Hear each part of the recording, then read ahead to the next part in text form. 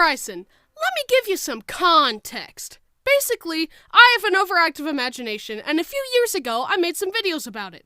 All 3 of those videos are old and bad, and you do not have my permission to watch them. All you need to know is that I'm going to talk about the strange things my imagination is made up, and it's going to be weird. Imagination is for dorks! To keep with tradition, we'll start by talking about this channel's mascot, the ham, this little guy. Hey. Hams are little cutie pies that make friends with everyone. They can roll around and just kind of do whatever they want.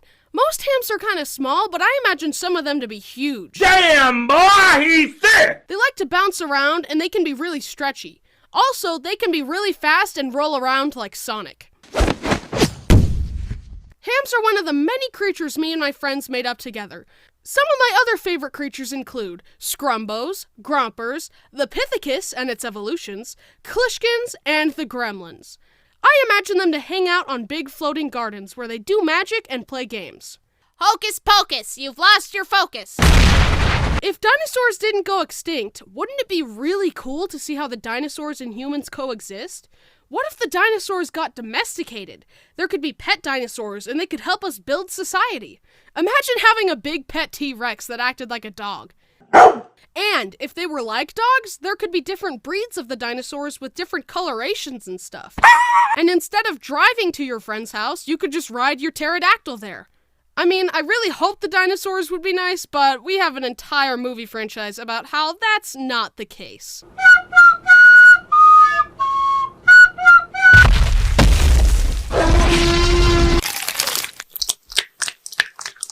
What if ocean life could fly instead of swim? Can you imagine if there were just big whales floating around, and there would be little fish chilling out in the trees, and you could fly around on dolphins? But also, that would be really scary if there was a great white shark that wandered into a neighborhood. Me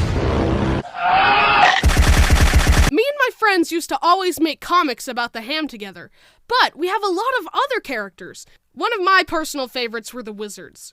Sometimes the wizards would be good guys that would help our heroes, while other times they were evil and would turn people's heads into onions. You never know. What the But my favorite part would be when the ham would defeat the wizards and would use their hats to become a wizard ham. Hey. Also, you can't capture a ham. The only way to have a ham stay with you is to befriend it. Even if a bad guy put a ham in a steel box, the ham would just... Also, a ham is the best judge of character. That's why the best heroes in the land are often accompanied by hams. But if you have a ham and start doing bad stuff, the ham is gonna leave you until you start being good again. And that's why almost no YouTubers have a ham, because all YouTubers are terrible people. Except me. My ham never leaves me because I'm so much better than all of you, and I'm the best person to have ever existed on the earth. Kneel before me! Wait, no, come back, I'm sorry. And if you like the ham, or me, then you'll be happy to know that we got 2 new big plushies. One of the ham and one of me. They are much bigger than last time, too. The ham has the ability to read your soul and judge your purity, and the Bryson is a functioning voodoo doll of me. Watch! This is the best merch I've made so far, and we worked really hard on it. So if you want to support me, scroll down to the merch shelf or link in the description and buy a plush. And if you buy both, you get a discount. Thank you. Back to the video. When I was younger, I would imagine these tiny toy airplanes that I could sit in and fly around in. Can you imagine how fun it would be to float around in your own personal little airplane? You could rig it up with Nerf guns and have a dogfight in the skies. I also used to imagine peacefully floating around in little hot air balloons to explore the skies. I would imagine me and my friends visiting the floating gardens that all the creatures hang out at.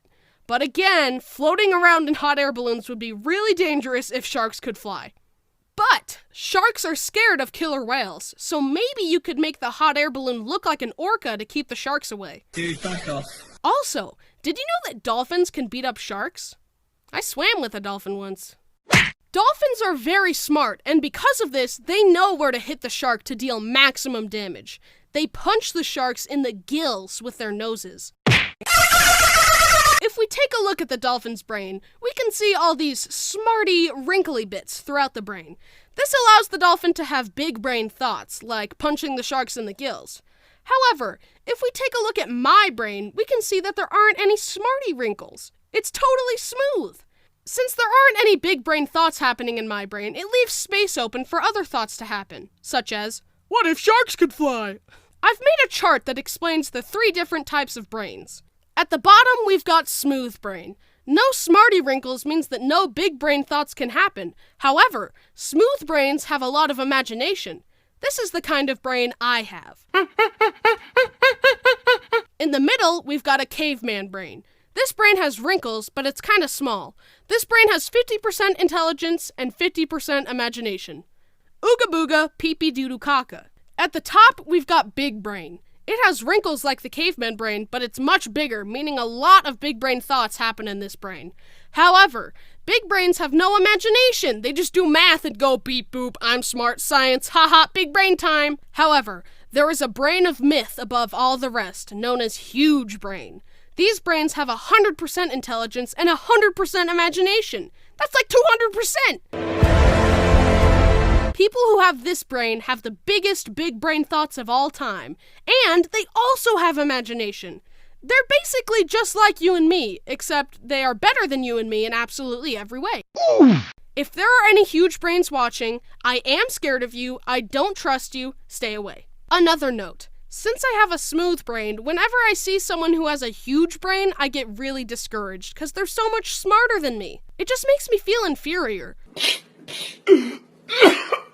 But according to the graph, I am inferior. So, feeling inferior is the correct response. Alright, the moral of the story is hams are adorable, sharks shouldn't fly. That's like a tongue twister, sharks shouldn't fly. The moral of the story is hams are adorable, sharks shouldn't fly, and I have smooth brain.